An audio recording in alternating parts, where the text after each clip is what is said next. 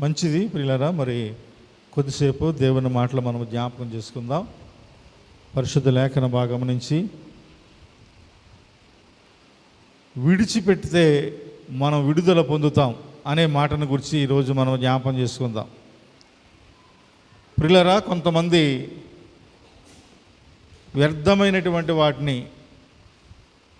పట్టుకుంటారు, వ్యర్థమైన దానిలో కొనసాగుతారు, వ్యర్థమైనటువంటి కార్యాల ద్వారా తమ జీవితాన్ని నాశనం చేసుకునేవారు చాలామంది ఉన్నారు. దేవుడు అంటున్నాడు, నువ్వు నుంచున్నటువంటి స్థలం మంచిది కాదు, నువ్వు చేసే కార్యాలు మంచివి కాదు, వాటన్నిటి నుంచి నీ విడుదల పొందాలి. వాటి నుంచి ఎప్పుడైతే నీ విడుదల పొందుతావో అప్పుడే నీ జీవితంలో ఆశీర్వదించబడతావు అని దేవుడు హెచ్చరిక చేస్తూ ఉన్నాడు. ప్రియులారా, ఎందుకు ఈ మాటలు మనం జ్ఞాపకం చేసుకోవాలంటే, కొంతమంది వారు చేసినటువంటి క్రియలను బట్టి, వారి తలంపులను బట్టి దేవుడిచ్చు ఆశీర్వాదాలని కోల్పోతున్న వారు చాలామంది ఉన్నారు. అందుకునే దేవుడు పరిశుద్ధ లేఖన భాగంలో చాలామందితో సూటిగా మాట్లాడిన సందర్భం మనం చూస్తాం. ఆయన సూటిగా మాట్లాడి వారితో చెప్పినటువంటి సందర్భం ఏంటంటే, ఈ స్థలం మంచిది కాదు, విడిచిపెట్టండి. మీరు నివసిస్తున్నటువంటి స్థలంలో శాపం ఉంది, శాపభరితమైనటువంటి ప్రదేశాల్లో మీరు ఉంటున్నారు కనుక ఈ స్థలాన్ని మీరు విడిచిపెట్టండి అని చెప్పిన సందర్భాలు మనం చూడగలం. కనుక ప్రియులరా, ఎప్పుడైతే దేవుడు ఆ మాట చెప్పాడో ఆ మాట చెప్పినప్పుడు కొంతమంది లోబడ్డారు, కొంతమంది లోబడలేదు. కొంతమంది విడిచిపెట్టారు, కొంతమంది విడిచిపెట్టలేదు. మేము ఎక్కడే ఉంటాం, ఏమైపోయినా పర్వాలేదు, మేము ఎక్కడే బ్రతుకుతామని ఆలోచన కలిగినటువంటి వారు చాలామంది ఉన్నారు. కానీ పిల్లరా, దేవుని యొక్క వాక్యం ఏం చెప్తుంది అంటే, దేవుని పిలుపు నిన్ను పిలిచినప్పుడు, దేవుడితో నీతో మాట్లాడినప్పుడు ఖచ్చితంగా నీవు నీ స్థితిగతుల నుంచి నువ్వు విడుదల పొందాలి. ఏప్రిల్ రాసిన పత్రిక 12వ అధ్యాయము, ఏప్రిల్ రాసిన పత్రిక 12వ అధ్యాయము మొదటి 2 వచనాలు ఒకసారి మనం చదువుకుందాం. ఇంత గొప్ప సాక్షి సమూహము మేఘము వలె మనలను ఆవరించి ఉన్నందున మనము కూడా ప్రతి భారమును సులువుగా చిక్కులు పెట్టు పాపమును విడిచిపెట్టి విశ్వాసమునకు కర్తయు దానిని కొనసాగించువాడైన యేసు వైపు చూద్దాం. చిన్ని ప్రార్థన చేసుకుందాం. మరి కండ్లు మూసుకోనండి. మీరు అటువంటి స్థలంలో దయచేసి ఎవరు కూడా అశ్రద్ధగా ఉండకండి. చిన్ని ప్రార్థన చేసుకుని దేవుని నామాన్ని మనం గనపరుద్దాం. పరమ తండ్రి, మీ వందనాలు నాయనా. గొప్ప దేవా, మీ పరిశుద్ధ నామాన్ని బట్టి మీకు కృతజ్ఞతాస్తుతులు చెల్లించుకుంటున్నాం. పరమ తండ్రి, సమస్త మెరిగిన దేవుడవు, శక్తివంతుడవు నాయన. ఇంతవరకు చక్కని పాటలు పాడడానికి, వాద్యాలు వాయించడానికి మీరు తోడినడిగా ఉండి సహకరించారు, సహాయం చేశారు ప్రభువా. అందరిని బట్టి మీకు వేలాది స్తుతులు, స్తోత్రములు తండ్రి. ప్రభువా, నిలబడిన వాడను, ఒట్టివాడను, మట్టివాడను, అల్పుడను, పామరుడను నన్ను మీ స్వాధీనంలో ఉంచుకోండి. చదవబడిన మాటలు మీ మాటలు కనుక ప్రభువా, మీ మాటలు మీరే మాట్లాడుకొని నన్ను కేవలము మీ బిడ్డగా, మీ పనిముట్టుగా, మీ సాధనంగా నన్ను మీరు వాడుకోమని, ఘనత, మహిమ, ప్రభావములను మీరే ఆరోపించుకోమని, అపవాది యొక్క కుతంత్రములై పరచమని మా ప్రభువును పరిరక్షకుడునైన యేసుక్రీస్తు వారి శ్రేష్టమైన నామమున ఈ ప్రార్థన అడిగి వేడుకొనిస్తున్నాం మా పరమ తండ్రి. ఆమేన్. మంచిది ప్రియులరా, శ్రద్ధగా దేవుని మాటలు విందాం.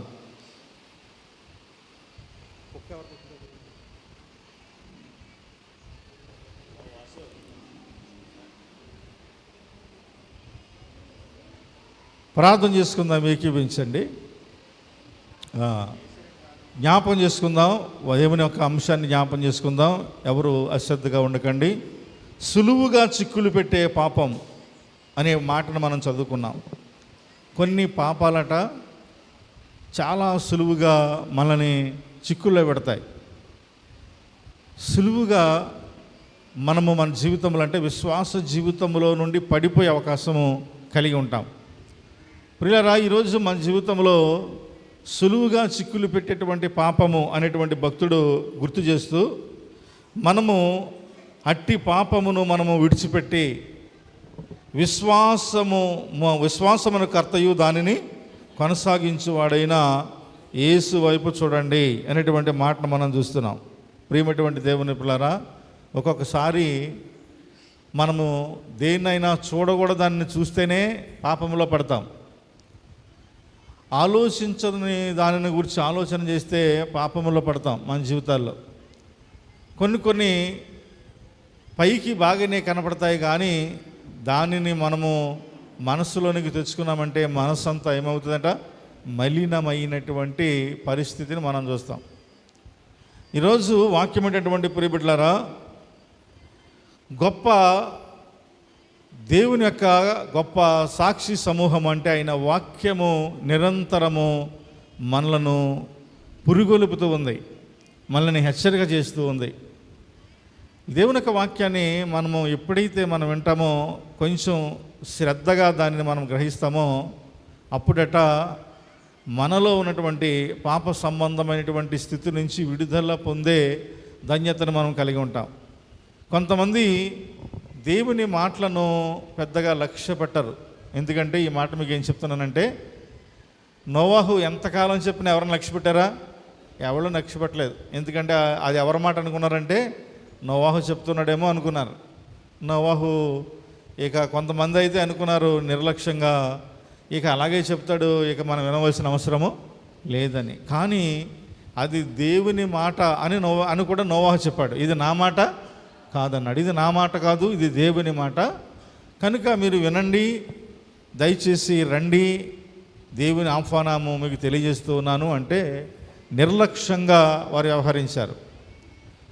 ఎప్పుడైతే నిర్లక్ష్యంగా వ్యవహరించారో అప్పుడు నోవాహు దానిని చాలా తక్కువగా అంచనా వేయలేదు. తన పట్టును తన కార్యాన్ని రోజు చెప్తూనే ఉన్నాడు, రోజు ప్రకటిస్తూనే ఉన్నాడు. కానీ చాలామంది, అంటే వాళ్ళ ఫ్యామిలీ తప్ప ఎవరునూ దానిని గురించి ఆలోచించలేదు, దానిని గురించి గ్రహించలేదు. ప్రియులారా, ఈరోజు ఒక్కొక్కసారి మనము కూడా ఏం చేస్తామంటే, దేవుని మాటను నిర్లక్ష్యంగా వినడం, దేవుని మాటను గురించి నిర్లక్ష్యంగా ఆలోచించడం, ఆయన సన్నిధి, ఆయన సహవాసం అంటే కొంతమందికి లోకుగా కనబడడం, కొంతమంది వెళదాంలే, ఇప్పుడు వెళితే ఏంటి, నిన్నే కదా వెళ్ళాను అని అనుకోవడం చాలామంది జీవితాల్లో ఉంటున్నటువంటి సందర్భాలు. ప్రియులారా, ఈరోజు కొంచెం శ్రద్ధగా ఈ మాటలు మనం విందాం. సులువుగా చిక్కులు పెట్టేటువంటి పాపము మరి నన్ను నాశనం చేస్తూ ఉంది. కనుక హృదయము ఎప్పుడు కూడా ఆత్మ సంబంధమైనటువంటి మెలకువను కలిగి ఉండాలంట. హృదయం ఆత్మ సంబంధమైన మెలకువ కలిగి ఉండాలి. సాధారణంగా శరీర సంబంధమైన మెలకువ అంటే ఏంటంటే, నీవు పడుకుని నిద్రపోతున్నావు, ఎవరో వచ్చి నేను సడన్గా లేపి, ఇదిగో మీ ఇల్లు పడిపోతుంది, లేకపోతే ఏదో జరిగిపోతుంది అని ఏదైనా అకస్మాత్తు కవర్ చెప్పారనుకోండి, నువ్వు ఆగుతావా? ఆగవు. 2 నిమిషాలు కూడా నువ్వు ఉండే వెంటనే లేచి గబగబా పరిగెత్తుకుంటూ వెళ్ళి అది జరగకుండా ఆపద నుండి తప్పింపబడడం కొరకు నువ్వు ప్రయత్నం చేస్తావు. ఆత్మీయ జీవితం కూడా అలాంటిదేనట. ఏంటంటే, దేవుడు మనల్ని పురుకొల్పుతున్నప్పుడు, ఏదైనా నీ ఆత్మీయ జీవితము మంచిది కాదు, నీ హృదయము మంచిగా లేదని చెప్పినప్పుడు మనము కూడా ఏంటంటే త్వరపడి త్వరగా వెళ్ళి అవసరమైతే మనం మోకరించి దేవునికి ఏం చేయాలి, మనం ప్రార్థన చేయాలి. ప్రభువా, మాలో ఉన్న అపరాధము, మాలో ఉన్న దోషము, ఆ చెడుని నువ్వు తొలగించమని దేవునికి ఏం చేయాలి, మనము ప్రార్థన చేయాలి. వాక్యం అంటే నా ప్రియబిడ్డలారా, అందుకనే దేవుని వాక్యము మనకేమని హెచ్చరిక చేస్తుందంటే, ఇంత గొప్ప సాక్షి సమూహము మేఘం వలె మనను ఆవరించున్నందున మనము కూడా ప్రతి భారమును సులువుగా చిక్కులు పెట్టి పాపమును మనము విడిచిపెట్టి విశ్వాసమునకు కర్తయు దాన్ని కొనసాగించేవాడైన దేవుని వైపు మనం చూడాలి. ప్రియులారా, ఈరోజు సులువుగా చిక్కులు పెట్టేటువంటి పాపాన్ని మనం విడిచిపెట్టకపోతే ఖచ్చితంగా మనం అపరాధంలో పడతాం. దేవుని యొక్క వాక్యంలో యోహాను సువార్త 4వ అధ్యాయంలో సమరయ స్త్రీ అనే ఒక స్త్రీ మనకు కనబడుతుంది. ఆ స్త్రీ చేసేటువంటి పని ఏంటంటే, నీళ్ళు మధ్యాహ్నం మాటలు నీళ్ల కోసం ఎక్కడికి వెళ్తుందంటే బావి దగ్గరికి వెళ్తుంది. పాపం చేయడానికి అదొక వంక. పాపం చేయడానికి కొంతమంది కొన్ని పనిముట్లు ఎంచుకుంటారు. నీళ్ల ద్వారా, లేకపోతే ఏదో అవసరమని, లేకపోతే ఏదో తేవాలని కొన్ని వంకలతో వాళ్ళు ఏం చేస్తారంటే ఆ ప్రదేశానికి వారు వెళ్తారు. ఈ సమరయ స్త్రీకి ఉన్నటువంటి ఆ అలవాటు ఏంటంటే ఎవరూ లేనటువంటి సందర్భాల్లో నీళ్ళకి వెళ్ళి నీళ్ళలో చేదుకోవడం, తోడుకోవడం ఆవిడకి అలవాటు. పాప సంబంధమైనటువంటి స్థితిని దేవుడు ముందుగానే గుర్తించాడు కనుక, ఆయన ఆ మార్గం గుండా వెళుతున్నాడు కనుక, ఆయనకు అన్నీ తెలుసు కనుక, హృదయాంతరంగములిరిగిన దేవుడు కనుక ఆయన ఏం చేశాడంటే తన శిష్యులను మీరు వెళ్ళండి, నేను తర్వాత వస్తాను, మీరు వెళ్ళి రండి, నేను ఇక్కడ విశ్రాంతి తీసుకుంటాను అని ఆయన చెప్పినప్పుడు తన శిష్యులంట ఆయనను విడిచి వెళ్ళారు. ఈయన మాత్రం ఉండవలసినటువంటి ప్రదేశంలో ఉండడం అనేసి ఎవరి దగ్గరికి వచ్చారంటే సమరయ స్త్రీ దగ్గరికి ఆయన వచ్చాడు. ప్రియులారా, చాలా జాగ్రత్తగా ఈ మాటలు వినాలి. ఇందులో చాలా ఆంతర్యం ఉంది. ఆయన నీవెవరివైనా నీ వేషితులో ఉన్నా నిన్ను విడిచిపెట్టచ్చు, నీ పాపం నీదే, నీవు నీ పాపాన్ని బట్టి నువ్వు పోతావు అని విడిచిపెట్టచ్చు. కానీ ఆయన పనుగట్టుకుని ఆ స్థలాన్ని విడిచిపెట్టి ఆమె దగ్గరికి ఎందుకు వెళ్ళాడు అంటే ఆమె వలన గొప్ప కార్యం జరగబోతుంది. ఏంటంటే ఒక గ్రామమే ఏమవుతుంది, రక్షించబడడానికి కారణమవుతుంది. ఒక గ్రామమే మారిపోయే అవకాశము ఆమె వలన కలుగుతుంది. అందుకని ఆయన ఏం చేశాడంటే ఇప్పుడు అందరినీ గురించి మనం ఆలోచించవలసిన అవసరం లేదు, కానీ ఈమెను గురించి ఆలోచన చేస్తే, ముందు ఈమెను సరిచేస్తే, ఈమె పాపాన్ని సరిచేస్తే ఖచ్చితంగా ప్రయోజనకరంగా ఉంటుందని వెళ్ళి ఆయన ఆమెతో మాట్లాడాడు, ఆమెతో సంభాషించాడు, ఆమె కూడా సంభాషించింది. ఆ తర్వాత నేను దేవుణ్ణి అని ఆయన ప్రత్యక్షపరుచుకున్నాడు.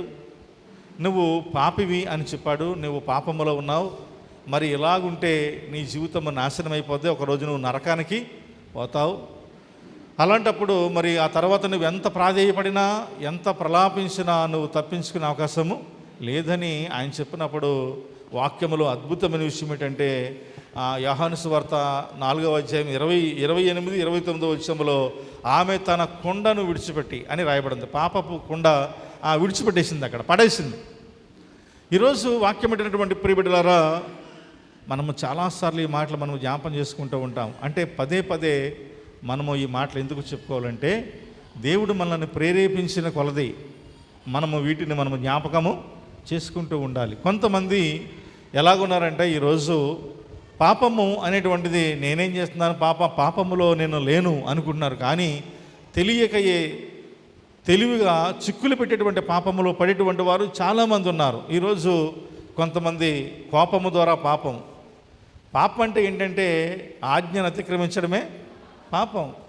కొంతమంది మనల్ని ఏదైనా అన్నారనుకోండి, వాళ్ళంక మనం కోపంగా చూస్తాం, అది పాపమే. కొంతమంది మనల్ని ఏదైనా అంటారు, అసలు బుద్ధి ఉందా నీకు అని మనం నోరు తెరిచి ఏదో ఒక కోపాన్ని మనము ప్రవర్తిస్తాం, అది కూడా పాపమే. అయితే ప్రియులరా, మరి అయ్యగారండి మరి అలా కూడా లేకపోతే ఎలాగ బతకాలి మేము అని అనవచ్చు. కానీ వాక్యములో మన తండ్రిని దేవుడు ఏం చేశాడంటే ఎంతమంది తిట్టినా, ఎంతమంది కొట్టినా, ఎంతమంది అవమానపరిచినా ఆయన మౌనంగానే ఉన్నాడు. నోరు తెరిచి ఏ మాట కూడా మాట్లాడలేదు. నోరు తెరిచి ఆయన ఒక్క మాట కూడా మాట్లాడలేదంటే గల కారణం ఏంటంటే ఈ ప్రజలు ఇంతే, వీళ్ళ మనసులు ఇంతే, వీళ్ళ పరిస్థితులు ఇంతే అని గమనించి మనందరి నిమిత్తము ఆయన మరణించడానికి వచ్చినటువంటి గొప్ప దేవుడు కనుక ఆ కార్యాన్ని ఆయన అలాగూ జరిగించడానికి ఆయన ఇష్టపడ్డాడు. పిల్లరా, ఈరోజు పాపము నుండి మనం విడుదల పొందాలి, పాపాన్ని మనం విడిచిపెట్టాలి. ఒక స్త్రీ ఏం చేసిందంటే తన పాపపు కుండను ఏం చేసింది, విడిచిపెట్టింది, పడేసింది. కుండను విడిచిపెట్టి పరుగున వెళ్ళింది. అంటుంది, నాతో మాట్లాడినటువంటి వాడు సామాన్యమైన వ్యక్తి కాదు, ఆయన దేవుడు అని తెలుసుకుంది. మేము మెస్సయ్య కొరకు కనిపెడుతున్నాం, ఆ మెస్సయ్య నువ్వేనా అంటే, అమ్మా నువ్వు ఆశించినటువంటి మెస్సయ్యనే నేనే అని ఆయన చాలా సూటిగా చెప్పినప్పుడు తమ జీవితాన్ని ఏం చేసిందంటే మార్చుకుంది. పిల్లరా, ఈరోజు మన జీవితాలలో ఒక్కొక్కసారి దేవుని వాక్యం మాట్లాడుతున్నప్పుడు, దేవుడు మనతో మాట్లాడుతున్నప్పుడు మనము తప్పక గ్రహించాలి, ఆలోచించాలి. ఒక్కొక్కసారి మనం ఆలోచించడానికి బదులుగా మనం ఏం చేస్తామో తెలుసా, ఈ వాక్యాన్ని ఎవరైనా ఏదైనా మనల్ని మన హృదయాన్ని మనం గద్దించినప్పుడు, మన హృదయాంతరంగంలో ఏదైనా మాట మనల్ని బాధపడితే మనము శరీరానుసారంగా ఆలోచన చేస్తాం కానీ ఆత్మానుసారంగా ఆలోచన చెయ్యం. శరీరానుసారంగా ఆలోచన చేస్తే సమరస్త్రీ మారి ఉండేదా? చాలా జాగ్రత్తగా ఈ మాటలు వినాలి. అమ్మా, శరీరానుసారంగా ఆలోచన చేస్తే సమరస్త్రీ మారిందా? అసలు మారే అవకాశం ఉండేదా? లేదు. ఆమె ఎలాగ ఆలోచన చేసింది? ఆత్మానుసారంగా ఆలోచన చేసింది. నిజమే, నేను పాపిని అని గమనించింది. పాపంలో ఉన్నాను, పాపంలోనే నేను బ్రతుకుతున్నాను అని ఆలోచన చేసి తన స్థితిని, తన పరిస్థితిని మార్చుకుంది. ఈరోజు నీవు పాపాన్ని విడిచిపెట్టాలి. నీవు పాపాన్ని విడిచిపెట్టకపోతే నీ జీవితము ఎప్పటికీ పరిశుద్ధమైనటువంటిదిగా ఉండలేదు. నీ పాపాన్ని విడిచిపెట్టకపోతే దేవునికి దగ్గరకు నువ్వు రాలేవు. దేవుడు నీతో మాట్లాడే అవకాశం ఎప్పటికీ ఉండనే ఉండదు. నీ పాపాన్ని ఎప్పుడైతే నువ్వు విడిచిపెడతావో లేఖన భాగంలో దేవుని యొక్క బిడ్డగా, ఆయన సొత్తుగా నీవు మారే అవకాశం ఆయన నీకు ఇవ్వబోతూ ఉన్నాడు. మంచిది. పిల్లరా, రెండవ మాట ఏంటంటే మనలో ఉన్న చెడుతనాన్ని విడిచిపెట్టాలంట. చాలా జాగ్రత్తగా ఈ మాటలు వినాలి. ఏ విడిచిపెట్టాలి? మనలో ఉన్న చెడుతనాన్ని విడిచిపెట్టాలి. సాధారణంగా నువ్వు మంచోడు కాదు అంటే ఎవరైనా ఒప్పుకుంటారా? అప్పుడు తిరిగి ఆడేమంటారు, నువ్వు మంచోడు పెట్టి అంటారు మనల్ని. అంతే కదా? అమ్మ అది చేయొద్దంటే మమ్మల్ని వద్దన్నాడు, వాళ్ళని ఆడమైన పెట్టి అని ఎంత రివర్స్గా మాట్లాడతారంటే, చాలామంది దేవుని మాటను శరీరానుసారంగానే తీసుకుంటారు, ఆత్మానుసారంగా తీసుకునేవారు చాలా తక్కువని పదే పదే ఈ మాటలు నేను మీకు ఎందుకు చెప్తున్నానంటే, చాలామంది అనుకుంటూ ఉంటారంట, ఏమనంటే నాకున్న జ్ఞానం ఆడికి ఎక్కడ ఉంది, నాకున్న తెలివితేటలు నాకంటే బాగా తెలిసేటడికి అని చాలామంది అనుకుంటారంట. అలాగా బ్రతికేవారు చాలామంది ఉన్నారు. చెబితే అనుసరించేవారు తక్కువ. కానీ ఒకవేళ నిజాన్ని మనము బహిర్గతం చేస్తే ఒప్పుకునేవారు చాలా తక్కువ. సామెతల గ్రంథం 3వ అధ్యాయంలో 7వ వచనం ఏం చెప్తుంది? అమ్మా గట్టిగా చదవమ్మా. నేను జ్ఞానిని కదా అని నువ్వు అనుకోవద్దు, యెహోవా యందు భయభక్తులు కలిగి చెడుతనమును విడిచిపెట్టాలి. ఏం విడిచిపెట్టాలి? మనము చెడుతనమును విడిచిపెట్టాలి. నేను జ్ఞానిని కదా అని నువ్వు అనుకోవద్దు అంటే, నేను జ్ఞానిని అనే ముసుగులో నువ్వేం చేస్తున్నావు? నువ్వు చెడు కార్యాలు చేస్తున్నావు. అంటే నిన్ను హెచ్చరిస్తున్నా, దేవుని వాక్యము నిన్ను గద్దిస్తున్నా, దేవుని వాక్యము నీతో మాట్లాడుతున్నా, అబ్బాయి అది అలా కాదు, అది ఇలాగే కరెక్టు అని నువ్వేం చేస్తున్నావంటే, నీలో ఉన్నటువంటి ఆ అహాన్ని, నీలో ఉన్న గర్వాన్ని నువ్వు విడిచిపెట్టకుండా నువ్వేం చేస్తున్నావంటే నేనే జ్ఞానిని అని నువ్వు అనుకుంటున్నావంట. దేవుని వాక్యం ఏం చెప్తుందంటే, నేను జ్ఞానిని కదా అని నువ్వు అనుకోవద్దు. మనం ఎవరో జ్ఞానవంతులం కాదు. దేవునికి ఇచ్చిన జ్ఞానము ఈ ప్రపంచంలో ఎవరి దగ్గర లేదు.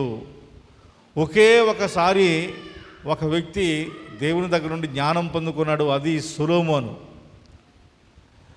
ఆ జ్ఞానం పొందుకున్న తర్వాత అతడు మంచి పేరు ప్రఖ్యాతలు సంపాదించాడు. ఆ తర్వాత అతడు పొందుకున్నటువంటి జ్ఞానము ఒకరోజు అతనికి వెర్రితనముగా మార్చేసింది. మితిమీరిన జ్ఞానం ఉన్నా కూడా మనిషి పాడైపోతాడు. వాక్యం అంటే నా ప్రియ బిడ్డలారా, అంతమాల మన బిడ్డనే ఒరు బాబా అలా చేయకు ఇలా చేయకు అని మామూలుగా మాటలు చెప్పామనుకోండి, ఆడు అలా చేస్తూనే ఉంటాడు. అప్పుడప్పుడు ఏం చేయాలి? కొంచెం ఆడికి కొద్ది కోటింగ్ ఇస్తూ ఉండాలి. అప్పుడప్పుడు కొంతమంది చేస్తారంటే సురుక్కుమని కొట్టి బాబా అంటే కొడతారు, ఆడు ఏడితే మళ్ళీ ఏం చేస్తారు? అలా చేయకూడదు బాబా, అలా చేస్తే మరి ఇదవుద్ది కదా అని వాడిని ప్రేమతో వాడిని దగ్గర తీసుకుంటారు. అంటే అర్థం ఏంటంటే, అలా చేస్తే తప్పురా అని కొట్టారు, తర్వాత మళ్ళీ ఏడిస్తే ఏం చేస్తున్నారు? దగ్గరకు తీసుకుని వాడిని ఆదరిస్తారు. మన తండ్రి అయిన దేవుడు కూడా మనల్ని కూడా చాలాసార్లు అలాగే చేశాడు. ఆయన కొడుతున్నాడు, లేపుతున్నాడు, మరలా దగ్గర తీసుకుంటున్నాడు, పడగొడుతున్నాడు, గాయములు కడుతున్నాడు, మళ్ళా స్వస్థతనే ఎత్తున్నాడు. రోగం వస్తుంది, భయంకరమైనటువంటి పరిస్థితిలో ఉంటున్నాం, దాన్ని స్వస్థత కలిగేస్తున్నాడు, మరలా తన బిడ్డగా చేర్చుకుంటున్నాడు. ఈరోజు మన జీవితంలో ఇవన్నీ ఎందుకు జరుగుతున్నాయి అని మనం పరిశీలన చేస్తే, మన గొప్పతనము మన జ్ఞానము ఆయన ముందు ఎందుకు కూడా పనికిరాదు. నేను జ్ఞానిని కదా అని నువ్వు అనుకోవడానికి వీల్లేదు. నువ్వెంత జ్ఞానివైనా వాక్యములో భక్తుడు ఏమి రాశాడంటే, యెహోవా యందు భయభక్తులు కలిగి చెడుతనమును విడిచిపెట్టు. నీలో ఉన్న చెడు ఎప్పుడైతే తొలగిపోతుందో దానికి మించిన జ్ఞానం మరొకట్లేదు. అప్పుడు జ్ఞానవంతుడు నువ్వు. ఎందుకంటే దేవుడు నీలో ఉన్న చెడును గురించి నీకు బోధించినప్పుడు ఖచ్చితంగా నీ చెడును తీసుకేసుకోవాలి పిల్లరా. అందుకనే ఆ సమరయ స్త్రీ ఏం చేసిందంటే తమలో ఉన్న చెడుని ఏం చేసింది? విడిచిపెట్టింది. వద్దుది అంటే నేను పాపాత్మురాలని, నేను మంచిదాన్ని కాను, నాలో చెడు ఉంది అని ఆలోచన చేసింది. పిల్లరా, ఈరోజు మన జీవితాల్లో స్వకీయంగా మనం ఆలోచన చేసినప్పుడు, మనలో ఉన్నటువంటి చెడుని మనం గమనించినప్పుడు ఖచ్చితంగా దేవునికి ఏం చేయాలంటే ప్రార్థన చేయాలి. ఏదైనా వాక్యం మనతో మాట్లాడినప్పుడు, దేవుని యొక్క గద్దింపు మనల్ని గద్దించినప్పుడు ఖచ్చితంగా దానిని గురించి మనం ఏం చేయాలంటే ఆలోచన చేయాలి. కనుక పాపాన్ని విడిచిపెట్టాలి. రెండవది చెడుతనాన్ని మనము విడిచిపెట్టాలి. తర్వాత మూడవదంట కొన్ని అతిక్రమాలు ఉన్నాయంట మనలో. అతిక్రమం అంటే దేవుడు చేయొద్దన్నది చేస్తారు చాలామంది, వద్దన్న కాడికి వెళ్తారు. వద్దన్నది చేసి దానిని మరలా వాళ్ళు ఏం చేస్తారంటే దాన్ని మసిపూసి మారేడిగా చేయాలని చాలామంది ప్రయత్నము చేస్తూ ఉంటారు. కానీ నువ్వెన్ని మసిపూసి మారేడిగాలు చేసినా దేవుడికి తెలుసు నువ్వు చేసేది తప్పని ఆయనకు తెలుసు. ఆయనకు తెలుసు నువ్వు చేసే కార్యాలు మంచివి కావని ఆయనకు తెలుసు. అందుకనే అదే సామెతల గ్రంథంలో 28వ అధ్యాయము 13వ వచనంలో ఏమని రాబడిందంటే, సామెతలు 28:13లో అతిక్రమములను దాచిపెట్టేవాడు వర్ధిల్లడు కానీ వాటిని ఒప్పుకుని విడిచిపెట్టేవాడు ఏం పొందుకుంటాడంట? కనికరాన్ని పొందుకుంటాడు. ఒప్పుకొని విడిచిపెట్టేవాడు. అద్భుతమైన మాట ఇది పిల్లరా. మన పాపాన్ని మనం ఎప్పుడైతే ఒప్పుకుంటామో మనం ఏం పొందుకుంటామంటే అప్పుడు మనం కనికరాన్ని పొందుకుంటాం. అతిక్రమములను దాచిపెట్టువాడు ఎప్పటికీ వర్ధిల్లడు. పాపాన్ని లోపల ఉంచుకున్నవాడు, పాపమును ప్రేమించేవాడు, దేవునికి విరోధంగా బ్రతికేవాడు ఖచ్చితంగా తన పాపాన్ని ఒకరోజు ఒప్పుకోవాలి. ఒప్పుకుంటేనే కనికరించబడతాడు. లేదు కప్పుకున్నాడు అనుకోండి, దాచుకున్నాడు అనుకోండి, మీకు చాలాసార్లు చెప్పాను, అగ్నిని ఒళ్ళో వేసుకుని ఎంతోసేపు మనం ఉండలేం.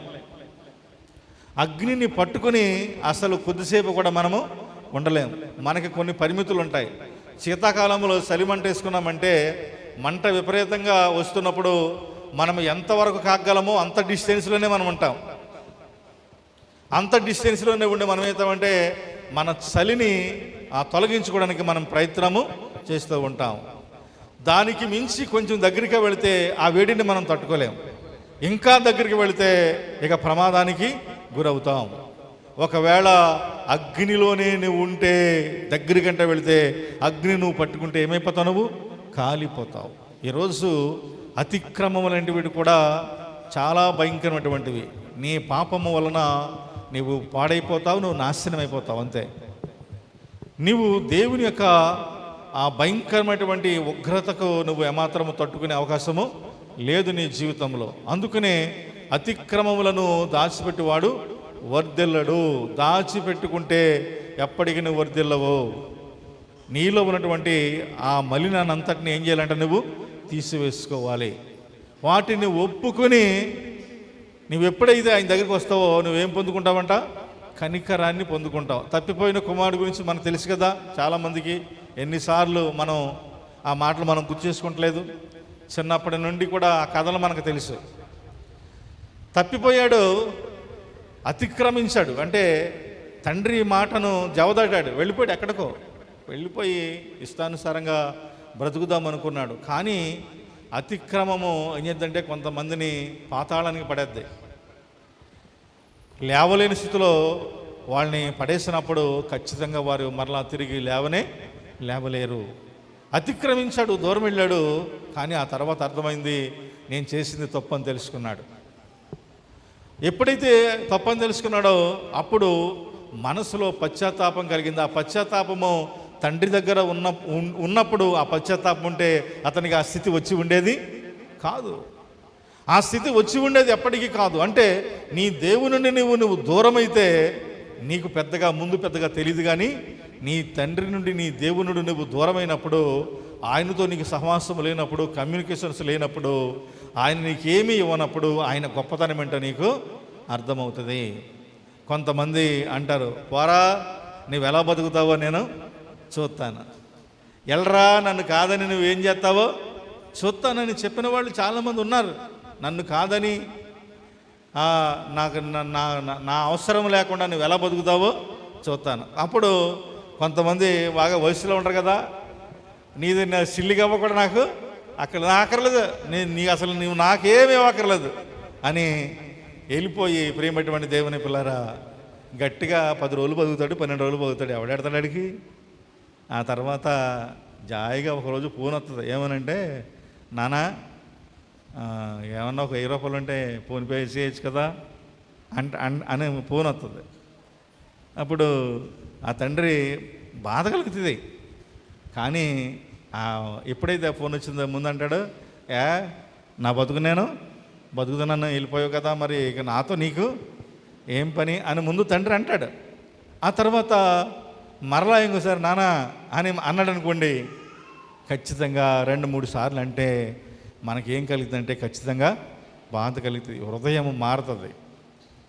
అప్పుడు మనం అనుకుంటాము, ఏ ఆపదలో ఉన్నాడో, ఎలాంటి పరిస్థితుల్లో ఉన్నాడో, ఏ స్థితిలో ఉన్నాడో అని ఖచ్చితంగా మన మనసును మార్చుకునేటువంటి అవకాశము మన జీవితాల్లో ఉంటుంది. ప్రియమైనటువంటి దేవుని పిల్లారా, అతిక్రమించాడు కానీ తప్పు తెలుసుకున్నాడు. తెలుసుకున్న తర్వాత అంటున్నాడు ఏమనంటే, నా తండ్రి దగ్గర చాలామంది కూలోళ్ళు బతుకుతున్నారు, ఇతడు కూడా కూలివాడిగా ఉన్నాడు కదా అక్కడ. అంటున్నాడు, కూలోడికే సరైనటువంటి ఆహారం చక్కగా క్యారీ తెచ్చుకుంటున్నాడు, చక్కగా పని చేసుకుంటున్నాడు, ఆనందం అంటున్నాడు. నేనైతే ఈ పందులు తినే పొట్టెను తినేటువంటి స్థితికి దిగజారిపోయే నా జీవితంలో అనుకున్నాడు తన మనసులో. అనుకుని, వద్దు, ఇలాంటి జీవితము నాకు వద్దు, ఒకవేళ ఇది తిని ఎంతకాలం బతుకుతాను నేను, నా జీవితంలో చచ్చిపోతాను తప్ప బతికే అవకాశము లేదని వచ్చి తన తండ్రి దగ్గరికి వచ్చి ఏం చేశాడంటే, ప్రియమైనటువంటి దేవుని పిల్లరా, తన మనస్సులో అనుకున్నాడు, ఇంకా తండ్రి దగ్గర ఆ మాట అనలేదు. తండ్రి, నీకును పరలోకము విరోధముగా నేను ఏం చేశాను, పాపం చేశాను, నీ కుమారుడు అనిపించుకోవడానికి నేను యోగ్యుడను కాను అని అనుకున్నాడు మనసులో. అని అందామనుకున్నాడు, కానీ అది అనకుండానే తండ్రి ఏం చేశాడు తెలుసా, తన కుమారునికి ఎదురెళ్ళి కౌగులించుకుని ముద్దు పెట్టుకుని తన కుమారుని తన దగ్గరకు చేర్చుకున్నాడు. ప్రియమైనటువంటి దేవుని పిల్లరా, ఈరోజు అతిక్రమములను దాచిపెట్టేవాడు వద్దెలడు, కానీ వాటిని ఒప్పుకుని విడిచిపెట్టేవాడు కనికరాన్ని పొందుతాడు. ఈరోజు నీ జీవితంలో దేవునికి దూరమై, దేవుని అంటే లక్ష్యం లేకుండా నిర్లక్ష్యంగా బ్రతుకుతూ, నీ ఇష్టానుసారంగా నువ్వు జీవిస్తూ, ఆయనతో నాకు పనేముంది, నన్ను ఎవరు చూస్తున్నారు, నా ఇష్టానుసారంగా నేను బతుకుతాను అనుకుంటున్నావేమో, కానీ నీ వెళుతున్న మార్గం ఎప్పటికీ మంచిది కాదు, నీ ఎంచుకున్న మార్గం మంచిది కాదు. సహోదరి సహోదరుడా, నీ వెళుతున్న మార్గంలో ముళ్ళున్నాయి, ఆపదలు ఉన్నాయి, ఇరుకులు ఇబ్బందులు ఉన్నాయి. వాక్యంలో ఉన్నది, జిగటగల దొంగ ఊపి కూడా నీ వెళుతున్న మార్గాల్లో ఉన్నాయి. నిన్ను సాతానుడు ఒకసారి అందులో గెంటాడంటే మరలా తిరిగి నీవు బయటకు రాలేవు. చాలామంది ఈరోజు దేవుని దాసునిగా ప్రేమతో మీకు హెచ్చరిక చేసేది ఏంటి తెలుసా, చాలామంది హ్యాపీ మార్గమని ఆ మార్గం గుండా వెళ్ళిన వారు చాలామంది ఉన్నారు, కానీ మరలా తిరిగి రాని లోకాలకు మరలా వాళ్ళు వెళ్ళిపోయారు తప్ప తిరిగి వచ్చిన సందర్భాలు ఎప్పటికీ లేనే లేవు. వాళ్ళు అనుకున్నారు ఏమనంటే, మేము సామర్థ్యం ఉంది, శక్తి ఉంది, ఎలాగ తప్పించుకోవాలో మాకు తెలుసు, ఏం చేయాలో మాకు తెలుసు, ఏం చేస్తే ఈ ఆపద నుండి తప్పింపడతామో మాకు తెలుసు, మేము అంత ఏమీ మరి తెలివి తక్కువ వాళ్ళమేమీ కాదు అని చెప్పిన వాళ్ళే తెలివి తక్కువ వారుగా మారిపోయారు. మేము ఆపదలో పడము అని చెప్పిన వారు ఎక్కడ పడిపోయారు, ఆపదలో పడిపోయారు. జ్ఞానవంతులమని చెప్పుకున్న వారు అజ్ఞానంలో పడిపోయిన వారిని మనం చూస్తున్నాం ఈరోజు. వాక్యమిట నా ప్రియ బిడ్డలారా, అతిక్రమములను దాచిపెడితే మన వర్ధిల్లము, కానీ మనం ఏం చేయాలంట, వాటిని ఒప్పుకొని మనం విడిచిపెట్టే వారముగా మనము ఉండాలి. ఈరోజు అతిక్రమము అంటే దేవుని ఆజ్ఞను మీరడం.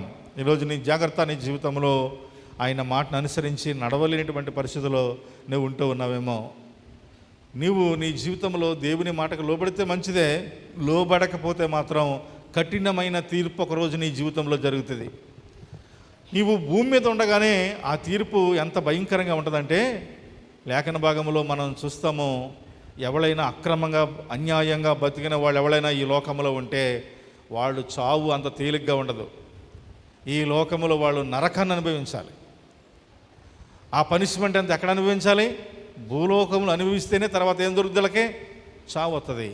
ఆ తర్వాత నీ ఆత్మను ఆయన ఒప్పుకోవచ్చు. ఏమనంటే, ప్రభువా నేను నన్ను క్షమించు, నేను పాపం చేశాను, తప్పు చేశాను ప్రభువా, ఈ శిక్ష నాకు వద్దు, తీసేయమంటే నీ ఆత్మను ఒప్పుకుంటాడు. కానీ నువ్వు చేసినటువంటి తప్పుకు మాత్రం ఈ లోకంలో ఏం చేయాలి? నువ్వు పనిష్మెంట్ అనుభవించి తీరాలి. లేఖన భాగంలో మనం చూస్తాం. కొంతమంది అంటాడు, వాడు చేసిన పాపాన్ని బట్టి వాడు పురుగులు పడి చచ్చాడు రా అంటాం మనం చూస్తాం. అంటే ఆ స్థితి ఎందుకు వచ్చిందంటే, అది నీలోనే, నీ వలనే, నీ అంతరంగంలో ఉన్నటువంటి కార్యాల వల్లనే, నువ్వు చేసినటువంటి తప్పుల వల్లనే నీవు అంత ఘోరమైనటువంటి ఉగ్రతను నీకు నీవే సమకూర్చుకున్నావంట. వాక్యంలో అపొస్తలుడైన పౌలు గారు చెప్తాడేమని, ఉగ్రత అనేటువంటిది నీ మీద ఎందుకు వస్తుందంటే, నీకు నీవే వాటిని సమకూర్చుకుంటున్నావు. వద్దన్న చోటకు వెళుతున్నావు, చేయకూడదన్న కార్యాలు నువ్వు చేస్తున్నావు, వ్యర్థమైన దానిని అనుసరించి నువ్వు నడుస్తున్నావు. ఏదైతే వద్దని చెప్పారో దానినే నువ్వు అనుసరిస్తున్నావంటే, అతిక్రమిస్తున్నావంటే ఆయన చూస్తూ ఊరుకునే దేవుడు కాదు. దావీదు కూడా తన జీవితంలో అతిక్రమించినప్పుడు చాలా భయంకరమైన కఠినమైన మరి తీర్పును పొందుకున్నాడు. ఏడ్చాడు, కన్నీరు కార్చాడు. కుటుంబంలో కలతలు, అన్నదమ్ములు కొట్లాటలు, ఒకరినొకరిని చంపుకోవడం, పరిస్థితి బాగోలేదు. కన్నీరు కార్చి ఏడ్చాడు. దేవుడు ముందే చెప్పాడు ఏంటంటే, నువ్వు చేసిన నేరమును బట్టి, పాపమును బట్టి ఇది నీవు అనుభవించవలసిందే. ఒకసారి దేవుడు అన్నాడంటే దాన్ని వెనక్కి తీసుకునే దేవుడు మాత్రము కాదు. జాగ్రత్త. ఈరోజు మన జీవితంలో వాటి నుంచి మనము విడుదల పొందాలి. అంటే అతిక్రమములను మనం విడిచిపెట్టాలి. ఈరోజు వాక్యమైనటువంటి ప్రియబిడ్డలారా, చెడుతనము నుండి, మన అతిక్రమము నుండి మనము విడుదల పొందకపోతే, బయటపడకపోతే ఒకరోజు కఠినమైనటువంటి తీర్పు మన జీవితంలో పొందుకుంటాం. లేఖన భాగంలో సొదొమ గొమొర్రా పట్టణం గురించి మనకు తెలుసు కదా. లేఖన భాగంలో ఆదికాండము 19వ అధ్యాయంలో రాయబడి ఉంటుంది. లోతుని దేవుడు హెచ్చరిక చేశాడు. ఏమనంటే, లోతు ఈ స్థలాన్ని నువ్వు విడిచిపెట్టి వెళ్ళిపోవాలి. ఎందుకంటే కఠినమైన తీర్పు ఎక్కడికి రాబోతుంది, దీని మీదకి నేను రప్పించబోతున్నాను. ఇక్కడ ఏ ఒక్కడు కూడా మిగిలే అవకాశము లేదు.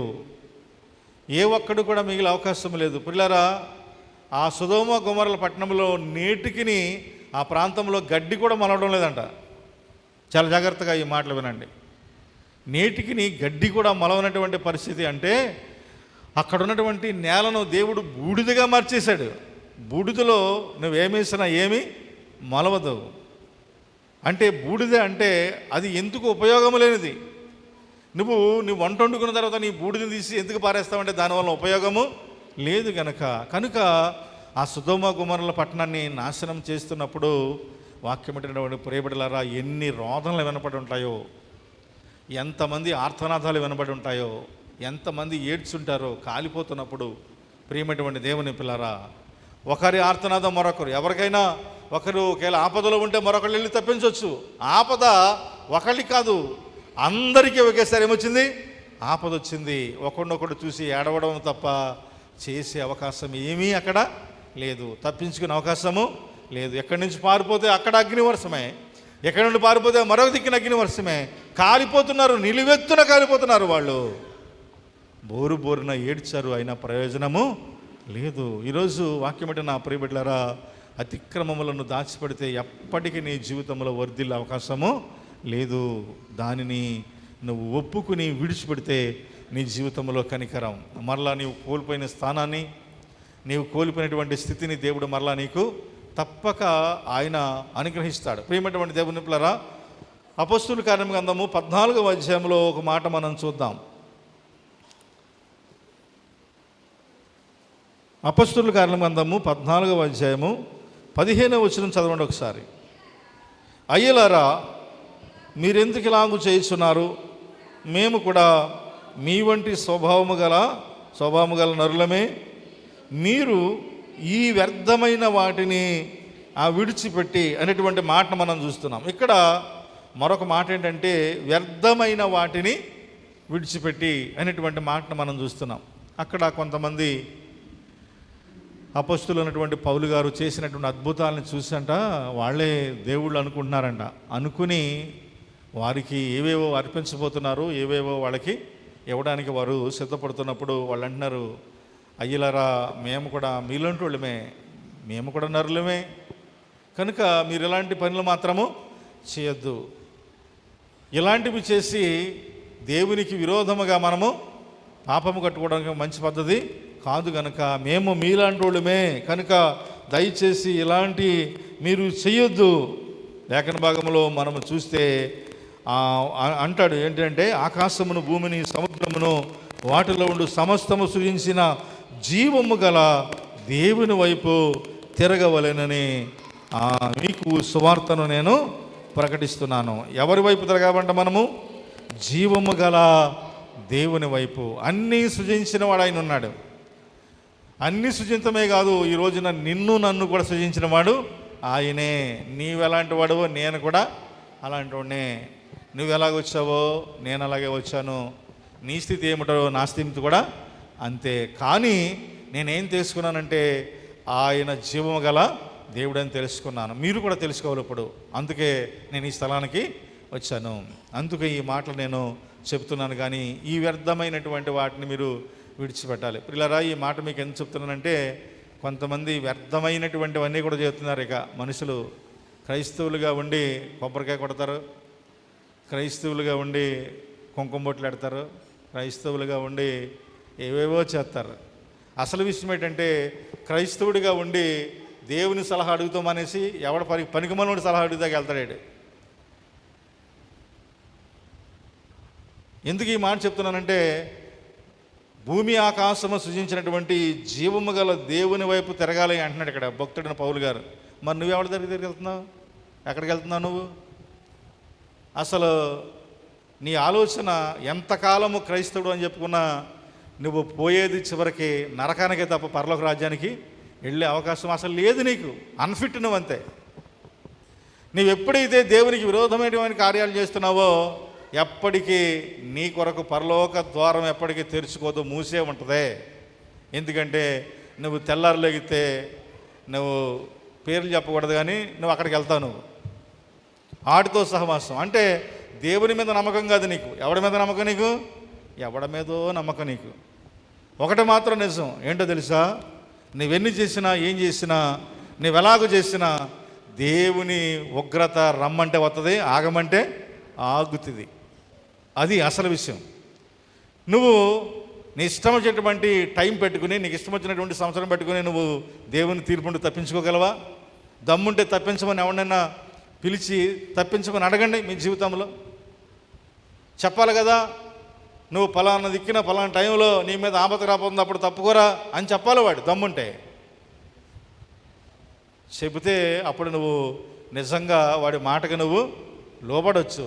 కానీ రేపు ఏమి జరుగునో మీకు తెలియదు. మనం ఇంతలో కనబడి అంతలో మాయమయ్యే ఆవిరి వంటి వారం మన వాక్యం చెప్తుంది. రేపు ఏం జరుగుతుందో నీకు తెలియదు. ఇక్కడ బాగానే ఉంటావు, తక్కువని ఏం జరుగుతుందో నీకు తెలియదు. లైన్ మ్యాన్ గారు మోహన్ గారు రాత్రి మనకి ఆయన పనిచేసాడు. రాత్రి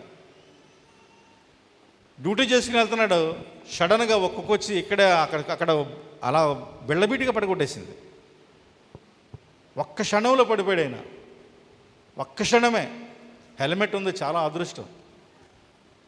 కాలికి బలమైన గాయం తగిలింది. మరి ఏం జరిగిందో తెలియదు. కానీ పాపం ఆ గోపాలపురాన్ని అప్పగించి మరి వచ్చాం. అంటే సందర్భంలో అక్కడ ఉండడం వలన. పిల్లరా, అసలు కుక్క ఎక్కడి నుంచి వచ్చిందో తెలియదు, ఎటు వెళ్ళిందో తెలియదు. అంటే నువ్వు ఎలాగ పడిపోయావు? కొంతమంది నిజంగా ఏం జరుగుద్దో ఎవరికి తెలీదు, ఏ రూపంలో జరుగుతుందో తెలియదు. ఆయన అంటున్నాడు, ఇలాంటి పరిస్థితి నా జీవితంలో నేను ఎప్పుడు ఎదుర్కోలేదు, నాకు ఎప్పుడు ఇలాంటివి జరగలేదు. ఎంతో రాత్రనక పగలనక అర్ధరాత్రి అనబొద్దు కూడా నేను వెళ్ళాను వచ్చాను, కానీ ఇంత సడన్గా ఏం జరిగిందో నాకు ఏమాత్రం కూడా తెలియదు అని ఆ బిడ్డ చెప్తున్నాడు. నిజమే, ఏం జరుగుతుందో మనకేమాత్రం కూడా తెలీదు. నిన్ను పడగొట్టాలి అని రాసితే పడతావు అంతే. నీ జీవితంలో నువ్వెన్ని రాసుకుంటూ వెళ్ళినా ఎన్ని చేసుకున్న ఉపశమనం నీ జీవితంలో పొందుకునే అవకాశం లేదు. కనికరించాలంటే ఆయనే కనికరించాలి, దయ చూపించాలంటే ఆయనే దయ చూపించాలి. నీ బ్రతుకుని మార్చాలన్నా, నీ స్థితిగతులను మార్చాలన్నా, నీవేదో నీ పేరుకి ఇంకొక అక్షరం చేర్చుకున్నంత మాత్రాన, నలుపుది తెలుపు తెలుపుది నలుపు ధరించినంత మాత్రాన, ఎవడో వెళ్ళి ఆ మూల ఈ మూల ఏదేదో రాసినంత మాత్రాన, ఏదో రాసుకొచ్చి ఉపశమనం పొందుతున్నామంటే అది నీవు వ్యర్థమైనటువంటి వాటిని గురించి ఆలోచన చేస్తున్నావు. చాలా జాగ్రత్త. జీవము గల దేవునిని నీవు విడిచిపెడుతూ ఉన్నావు. నువ్వు బ్రతకాలంటే ఆయన చేతిలో ఉంది, చావాలన్నా ఆయన చేతిలోనే ఉంది. నినివే పట్టణస్థులు అందరినీ చంపుతానన్నాడు దేవుడు, ఇక బతికే అవకాశం లేదన్నాడు. అప్పుడు వాళ్ళందరూ ఏం చేశారు? అమ్మా ఈ పక్కోళ్ళు చెప్పండి, నినివే పట్టణస్థులు అందరినీ మిమ్మల్ని చంపేస్తానన్నారు. అప్పుడు వాళ్ళందరూ ఏం చేశారు? తమ తప్పును తాము ఒప్పుకొని ఏం చేశారు? ఆ గోనె పట్ట కట్టుకుని ఏం చేశారు? ఉపవాస ప్రార్థన మొదలెట్టారు. వాళ్ళు ఉపవాస ప్రార్థన మొదలెట్టేటప్పటికి మరి ప్రార్థన మొదలెట్టినరికి జనమందరికి కూడా తెలిసిపోయింది. అందరికీ ఆ పట్టణం తెలిసిపోయిన తర్వాత రాజుగారు కూడా ఏం చేశాడంటే ఇక మన రాజవస్త్రాలు ఏం చేశాడు? తీసేసాడు. ఇక దేవుని కోపం వచ్చిందంటే ఇంక ఎవడ తట్టుకునే అవకాశము లేదు. ఎందుకంటే తెలుసు సొదొమ గొమొర్రా పట్టణంలో వాళ్ళు ఏమయ్యారో రాజుకి తెలుసు. భయంకరమైన వర్షం కురితే జలప్రాళయం ఏమైపోయారో ఎవరికి తెలుసు? అందరికీ తెలుసు. భయపడి రాజవస్త్రమును తీసివేసి గోనపట్ట కట్టుకుని వచ్చి గొళ్ళుమని ఎడవడము మొదలెట్టారు. అయ్యా తప్పు అయిపోయింది, క్షమించండి. డబ్బులు ఎక్కువైపోయి కొన్ని మీద కాకుండా బతుకుతున్నాం. ఎక్కువైపోయింది మన జీవితంలో. కొంతమంది ఎక్కువైపోతే ఇక ఏం చేస్తాడో ఆడికే పోయినమండదు. ఇక చాలాసార్లు మీకు చెప్తాను నేను చిన్నప్పుడు ఒకడు వాళ్ళు ఏం చేసాడంటే యథార్థమైన సంఘటన. ఈ స్థలంలో మళ్ళీ అబద్ధం చెప్తే ముందు లైన్లో ఎవడు ఉండాలి? నేను ఉంటాను ఫస్ట్, ఏదైనా తీర్పు పొందాలంటే. అలాగా చక్కగా వాళ్ళకి పొలం ఉండేది. వాళ్ళు ధాన్యం అంతా అమ్మేసిన తర్వాత అప్పుడు ఏముండి అంటే రూపాయి కట్టలు, 2 రూపాయల కట్టలు, 5 రూపాయల కట్టలు, 100 రూపాయల దాకానే. అప్పుడు అంటే ఆ కట్టలన్నీ కూడా ఆ డబ్బులన్నీ కూడా చక్కగా తెల్ల బట్టలు వేసుకుని ఆ కట్టలు జేబులట్టుకుని వచ్చేవాడు. వచ్చి వెళ్తా డిపో దగ్గర, ఒక డిపో ఉంటుంది కదా, ఆ డిపో దగ్గర కొంచెం బాగా అయిపోయిన తర్వాత జనం ఎవరైతే మనోళ్ళు చుట్టూ గట్ట 10 మంది కూర్చుని మాట్లాడుకునే ప్లేసులు ఉంటాయి కదా, కొన్ని ప్లేసులు కమిటీ హాల్ అని ఇది వరకు చక్కగా కూర్చునే వాళ్ళు అక్కడికి. ఆ ప్లేసులు వచ్చేటప్పటికి వాడికి ఒక రకమైనటువంటి గర్వం వచ్చేది. ఆడేం చేశాడంటే ఆడి దగ్గర 5 రూపాయలు కట్టుంటే 5 రూపాయలు కట్ట, లేకపోతే రూపాయి అంటే రూపాయి 2 రూపాయలు పిన్ను ఇలా తీసేవాడు. పిన్ను ఇలా తీసేసి డబ్బులు ఇలా ఎగరేసేవాడు. డబ్బులు కట్టలు 2 కట్టలు ఎగరేసేసి ఏరుకొని రానివాడు. ఎవరినే? అక్కడున్న జనాన్ని. అంతహంగా ప్రవర్తించేవాడు. ఏరుకుంటారా అంటే పాపం జాలిపడి అందరూ ఏం చేసేవారంటే ఒరే ఆడు అంతేరా అని పాపం పోగేసిన వాళ్ళు పోగేసి ఇచ్చిన వాళ్ళు ఇచ్చేవారు. మరి పోగేసిన తర్వాత ఎవడన్నా ఇవ్వాలంటే ఇస్తాడు, లేకపోతే జేబులెట్టుకున్నాడు జేబులెట్టుకుంటాడు. ఏం చేస్తారు అలా పరిస్థితి? అసలు విషయం తెలుసా? ఈరోజు ఈ మాటలు మీకు ఎందుకు చెప్తున్నానంటే, ఈరోజు పొలం ఉంది, మంచి పంట పండుతుంది, చక్కని కుమారులు 3 ఉన్నారు. అసలు విషయం ఏంటంటే ఈరోజు ఒకటికి నాణ్యమైన కొంప లేదు, ఒకటికి నాణ్యమైన తిండి లేదు, ఒకటికి సరైన సౌకర్యము లేదు. ఈరోజు దౌర్భాగ్యుల వలె బతుకుతున్నారు వాళ్ళు. దానికి కారణం ఏంటి అంటే దేవుడిచ్చాడు కానీ దాచుకునే అవకాశం నీకు లేదు. వ్యర్థమైన తలంపులు, వ్యర్థమైన ఆలోచనలు, వ్యర్థమైనటువంటి వాటిని గురించి నువ్వు ఆలోచన చేసి ఏం చేసావయ్యా నువ్వు అంటే విరజిమ్మావు, జిమ్మి దాని మీద నడిచావు, దాన్ని తన్నావు నువ్వు కాళ్ళతో. కొంతమంది దేవుడిచ్చు ఆశీర్వాదాన్ని పోగొట్టుకుంటున్నారంట. ఆయన ఇస్తాడు కానీ పోగొట్టుకునేది ఎవరంటే నీవే. నీ జీవితంలో వ్యర్థమైనటువంటి వాటిని అనుసరించనే మాట గురించి ఈ మాట నేను మీకు జ్ఞాపం చేస్తున్నాను. ప్రియులారా, వాస్తవం ఇది యథార్థమైనటువంటి మాట. చెప్పేవారు ఏమనంటే ఇదిగో మీ బాబు పలానా దిక్కున తాగేసి పలానా దిక్కున ఇలాగ చేస్తున్నాడు అంటే వాళ్ళు ఏడ్చేవారు తప్ప పిల్లలు ఏమి చేసే అవకాశము లేదు. ఈరోజు వాళ్ళు ఏమీ లేనటువంటి స్థితిలో నిలబడిపోయారు. గల కారణం ఏంటంటే ఆ శాపమే, ఆ పాపమే ఈరోజు వారి జీవితాలు ఏం చేసింది? పాడు చేసింది. వాక్యం ఏంటన్నా ప్రియబిడ్డలారా, అసలు విషయం ఏంటంటే నీకేమీ ఉండవలసిన అవసరం లేదు. ఆయన భయభక్తులు కలిగి ఉంటే చాలు. ఆయన అంటాడు నిశ్చయముగా నువ్వు నీ చేతుల కష్టార్జిత అనుభవిస్తే నువ్వు ధన్యుడవు, నీకు మేలు కలుగుతుంది. నీ లోగటి నీ భార్య ఫలించు ద్రాక్షవల్లి వంటి నీ భోజనపు బలసుట్టు నీ పిల్లలు ఉంటారు ఒలీవు. మాకు అంతకన్నా కావాల్సింది ఏముంది చెప్పండి? భయభక్తులు కలిగి ఉంటే నీ కష్టము, నీ కుటుంబము, నువ్వు చేసే కార్యాలు అన్నీ కూడా ఫలించడానికి ఆయన కారకుడు కాబోతూ ఉన్నాడు. ఈరోజు ప్రియులారా, ఎందుకు ఈ మాటలు మనం చెప్పుకోవాలి అంటే, దేవునందు భయభక్తులు కలిగి ఉండడం మన జీవితాలకు ఎంతో ఆశీర్వదకరం. ఏది పట్టుకోమంటే అది పట్టుకోవాలి, ఏది విడిచిపెట్టమంటే దాన్ని విడిచిపెట్టాలి. కనుక పాపాన్ని విడిచిపెట్టాలి, చెడుతనాన్ని విడిచిపెట్టాలి, అతిక్రమాలను మనము విడిచిపెట్టాలి, వ్యర్థమైనటువంటి దానిని విడిచిపెట్టాలి. లేఖన భాగంలో 5వ మాట ఏంటంటే సమస్తమును విడిచిపెట్టాలంట. ఒక్కొక్కసారి దేవుడు ఏది విడిచిపెట్టమంటే అది విడిచిపెట్టలేక అన్నీ వదిలేయలే, సమస్తమును విడిచిపెట్టి అనేటువంటి మాట. పేతురు భక్తుడు ఆ మాట అంటాడు. చదువుదాం. మార్కు సువార్త 10వ అధ్యాయము 28వ అధ్యాయం నుంచి మనం.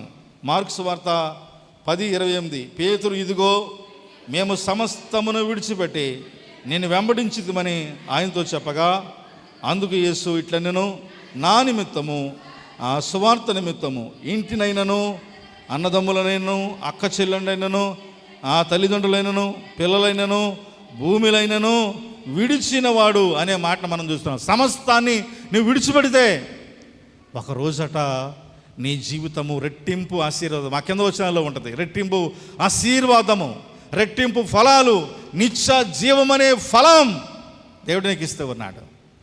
ఈ లోకంలో నీ జీవితంలో కొన్ని ఏదైతే వ్యర్థమైన ఉన్నావో దాన్ని విడిచిపెట్టాలి. ఆయన అంటున్నాడు సమస్తమును. అక్కడ పేతురు అన్నీ విడిచిపెట్టి వలలు కూడా విడిచిపెట్టాడు. చేపలు పట్టి వాడు ఏం చేశాడు? వల్ల కూడా పక్కడికి చివరి నువ్వు వేసుకుంటుండు. ఆయన కూడా నేను వెళ్తానని వచ్చేసి ఒక రోజు అంటున్నాడు, ప్రభా నీ కోసం అన్నీ విడిచిపెట్టేశాం, కుటుంబాన్ని విడిచిపెట్టేసాం, పిల్లల్ని విడిచిపెట్టేసాం, మా బతుకుదారిని విడిచిపెడతాం, ఎలా బతుకుతున్నారో ఏంటో అవి అనడం లేదు, కానీ నీ కోసం అన్నీ విడిచిపెట్టేసామంటే ఆయన అంటున్నాడు, మరలా అన్నీ పొందే అవకాశం నేను మీకు ఇవ్వబోతున్నాను. ఏదైతే పోగొట్టుకున్నావో, ఏదైతే నా కోసం విడిచిపెట్టావో, మరలా అవన్నీ నీకు ఇవ్వడానికి నేను సిద్ధంగా ఉన్నాను. నీకేది తక్కువ కాదు. నా పని నిమిత్తము, నా పరిచర్య నిమిత్తము అనేకులను పురుకొల్పడం కొరకు, అనేకులను ఆదరించడం కొరకు, అనేకులను చేరదీయడం కొరకు, అనేకులను జీవ మార్గములో నడిపించడం కొరకు నేను మిమ్మల్ని పిలిచాను. మీ సుఖభోగాలన్నీ కూడా విడిచిపెట్టి నాతో వచ్చారు. రేపు మంచి భవిష్యత్తును నేను మీకు ఇవ్వబోతున్నాను. నేను మిమ్మల్ని అన్యాయస్తులుగా విడిచిపెట్టే దేవుడను కాదు. ఈరోజు దేవుని కోసం సమస్తమును అనే మాటను మనం చూస్తున్నాం. ఒక్కొక్కసారి అన్నీ విడిచిపెట్టాలి మన జీవితంలో. ఏది విడిచిపెట్టమంటే అది విడిచిపెట్టాలి మన జీవితంలో ఆయన కొరకు. నువ్వు విడిచిపెడితే, నేను అన్నీ విడిచిపెట్టేశాను కదా, నేను ఎలాగో నా బ్రతకని నీ జీవితం అనుకోవచ్చు, కానీ నువ్వు దేనిని గూర్చి చింతపడవలసిన అవసరము లేదు. నీ చింత యావత్తుని ఎవరి మీద వేయాలి? ఆయన మీద వేయాలి. ఆయనకు తెలుసు నీ జీవితాన్ని ఎలాగ మార్చాలో, ఎలాగ మార్చాలో, ఏ స్థితిగతుల్లో నేను ఉంచాలో అన్నీ ఆయనకు తెలుసు. అందుకనే వాక్యంలో సమస్తమును విడిచిపెట్టి అనే మాటను మనం చూస్తున్నాం. సమస్తాన్ని విడిచిపెట్టాలి మన జీవితంలో. ఏదైతే వ్యర్థంగా ఉన్నాయో దాన్ని విడిచిపెట్టు. నీ జీవితంలో వద్దన్నది ఏదైతే ఉందో దాన్ని విడిచిపెడితే, లేఖన భాగంలో నువ్వు విడిచిపెడితే విడుదల, నీ పాపము నుండి విడుదల దేవుడిస్తున్నాడు. నువ్వు విడిచిపెడితే విమోచన, అనగా పరలోక రాజ్యమునకు చేరే అవకాశము నీకు ఇస్తున్నాడు. నీవు విడిచిపెడితే ఆశీర్వాదము. అబ్రహాం ఏం పొందుకున్నాడు? ఆశీర్వాదాన్ని పొందుకున్నాడు. తన బంధువులందరినీ విడిచిపెట్టాడు కదా. ఆదికాండము 12వ అధ్యాయంలో మొదటి వచనంలో ఏమనుంటుంది? నీవు ఉన్నటువంటి స్థలాన్ని విడిచిపెట్టు, నీ బంధువులని అందరినీ కూడా విడిచిపెట్టి నేను చెప్పిన చోటకి రమ్మన్నాడు. వాక్యం అంటే నా ప్రియబిడ్డలారా, అన్నీ విడిచిపెట్టేసాడంట. ఎందుకంటే దేవుడు అన్నాడు, ఇంతకంటే మంచిగా ఉన్నటువంటి ఆశీర్వాదాన్ని నేను నీకు ఇవ్వబోతున్నాను, నన్ను వెంబడించమన్నాడు. కారణం మాత్రం అడగలేదు, వెళ్ళాడు. మీకు చాలాసార్లు చెప్తాను ఈ మాట. 12వ అధ్యాయంలో బయలుదేరి వెళ్ళాడు. 18వ వచనానికి వచ్చేసరికి దేవుడు అబ్రహాము గుహను దర్శించాడు. 24వ అధ్యాయానికి, ఆదికాండము 24వ అధ్యాయానికి వచ్చేసరికి అబ్రహాము అన్ని విషయములు ఏం చేశాడు? ఆశీర్వదించబడ్డాడు. 12లో తన జీవితాన్ని ప్రారంభించి 18లో దేవుడు గృహాన్ని దర్శించాడు. 24లో అన్ని విషయములు ఆశీర్వదించబడినప్పుడు పిల్లలు పెద్దవాళ్ళు అయిపోయిన తర్వాత నా బిడ్డలకు పెళ్లి చేయలేనటువంటి ఆలోచన ఎప్పుడు వచ్చింది?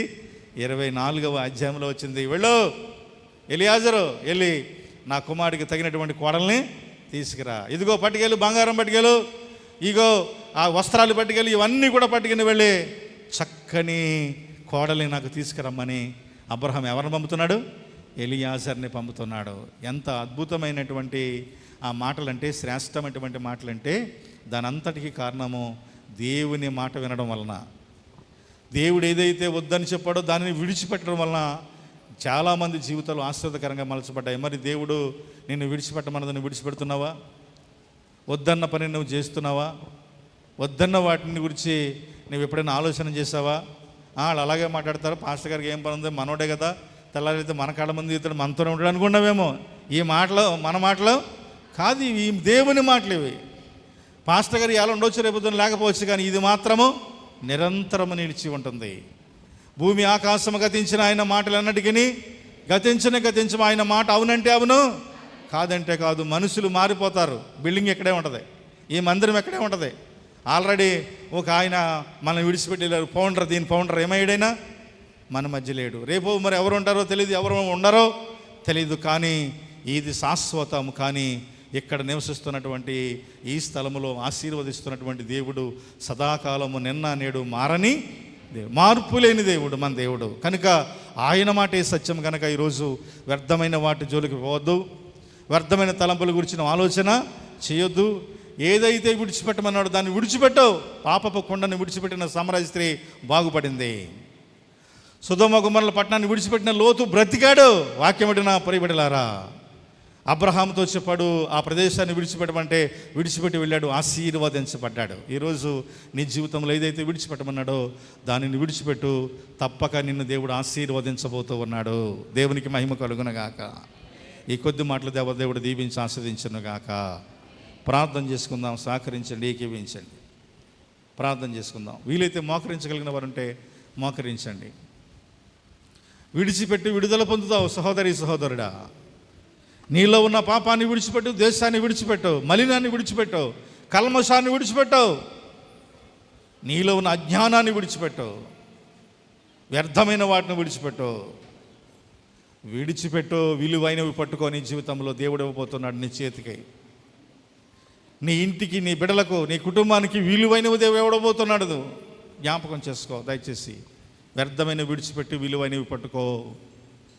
స్తుతులకు పాత్రుడా, స్తోత్రాలు కూడా మీ పరిశుద్ధ నామాన్ని బట్టి మీకు కృతజ్ఞతాస్తుతులు చెల్లించుకుంటున్నాం పరమ తండ్రి. సమస్తం ఎరిగిన దేవుడవు, శక్తివంతుడవు ప్రభువా.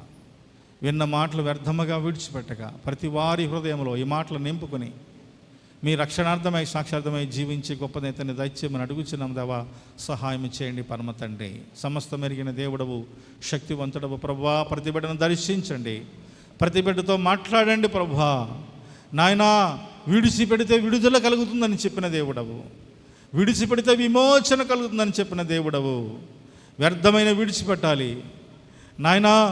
మాలో ఉన్నటువంటి నాయన చెడును విడిచిపెట్టాలి, మాలో ఉన్న అతిక్రమాన్ని విడిచిపెట్టాలని మాతో మాట్లాడిన గొప్ప దేవుడవు ప్రభు. అవసరమైతే సమస్తమును విడిచిపెట్టాలని పేతురుతో మాట్లాడినటువంటి గొప్ప దేవుడవు ప్రభు.